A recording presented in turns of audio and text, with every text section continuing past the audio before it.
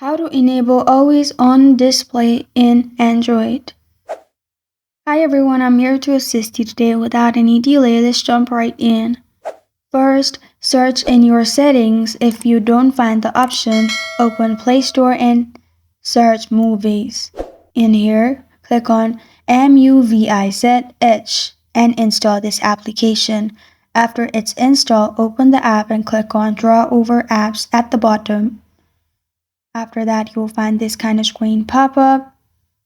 Simply turn this on, which is allow display over other apps. After you have done that, simply click on AOD at the bottom. Then select which display you want. As you will find different displays, click on one and press on Apply at the bottom right. After you have done that, it will be applied. If you lock your phone, you will find this kind of screen pop up.